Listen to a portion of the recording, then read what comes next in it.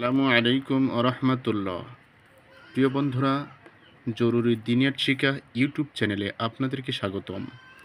আজকের এই ভিডিওতে আমরা মিম সাকিনের বিবরণ ইনশাল্লাহ জেনে নিব। মিম সাকিন কাকে বলে, মিম সাকিন কয় প্রকারে পড়তে হয় এবং কি কি প্রত্যেকটির সংজ্ঞাসহ উদাহরণ জেনে নিব। মিম সাকিনের বিবরণ। মিম সাকিন, মিম মিম সাকিন জজমওয়ালা মিমকে মিম সাকিন বলে। অর্থাৎ মিম হরফের উপর সাকিন থাকলেই ওটাকে বলবে মিম সাকিন। এই মিম সাকিন তিন প্রকারে পড়তে হয়।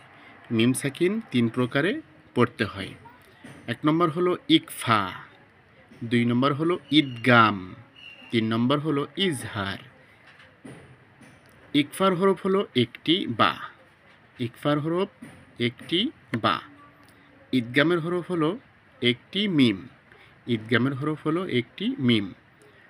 আর বাকি 26 হরফ ইজহারের, দুইটিতে ইজহারে খাস ওয়াও ফা। মিম সাকিনের বামে, মিম সাকিনের বামে বা, মিম সাকিনের ইকফা, মিম সাকিনের বামে বা, মিম সাকিনের ইকফা। মিম সাকিনকে গুণনা করিয়া পড়িতে হয়। রবা জবর রব, বা জবর বা, রব্বা হা মিম পেশ হোম, রব্বা হোম। এই যে দেখুন, এখানে মিম হরফের উপরে সাকিন এসেছে, মিম হরফের উপরে জজম বা সাকিন যেটাই বলি আমরা, মিম হরফের উপরে জজম এসেছে, এই জন্য এটাকে বলবে মিম সাকিন। এই মিম সাকিনের পরে কি এসেছে? বা। মিম সাকিনের পরে বা আসলে কি হবে? মিম সাকিনের ইকফা হবে। অর্থাৎ এই মিম সাকিনকে গুণনা করিয়া পড়তে হবে। রব্বাহুম বিহিম তার মিহিম। মিম সাকিন এসেছে, মিম সাকিনের পরে কি এসেছে? বা। মিম সাকিনের পরে বা আসার কারণে এই মিম সাকিনটাকে গুণনা করে পড়তে হবে। তার মিহিম বিহিজারতিন ওয়াকাল বুহুম, ওয়াকাল বুহুম। মিম সাকিন এসেছে, মিম সাকিনের পরে কি এসেছে? বা। এই বাটা হলো কিসের হরফ? মিম সাকিনের ইকফা। এই মিম সাকিনকে এখন কি করে পড়তে হবে? গুণনা করে পড়তে হবে। ওয়াকাল বুহুম বাসিতুন। এবার মিম সাকিনের বামে মিম, মিম সাকিনের বামে মিম, মিম সাকিনের ইদগাম। অর্থাৎ মিম সাকিনের বামে মিম আসিলে মিম সাকিনকে গুণনা করে পড়তে হবে।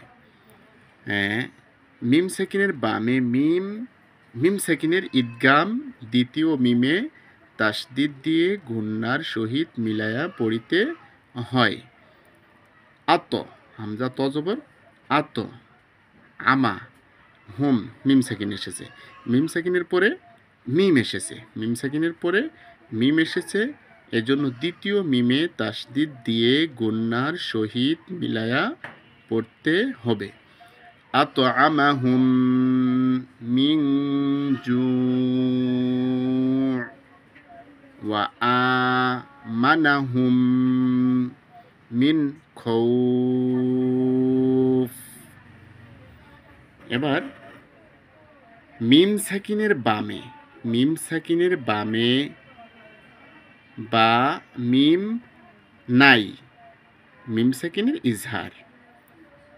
মিম সাকিনকে গুণনা ছাড়া স্পষ্ট করিয়া পড়তে হয়। অর্থাৎ মিম সাকিনের বামে যদি বা আর মিম না থাকে তাহলে ওই মিম সাকিনকে গুণনা ছাড়া স্পষ্ট করে পড়তে হয়। একে বলা হবে মিম সাকিনের ইজহার।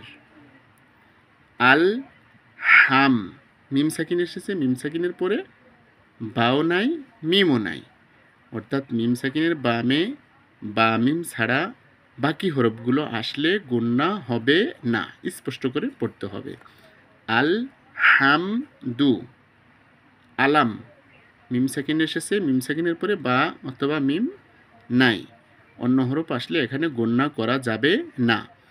আলাম তারা আলাইহিম ওয়ালা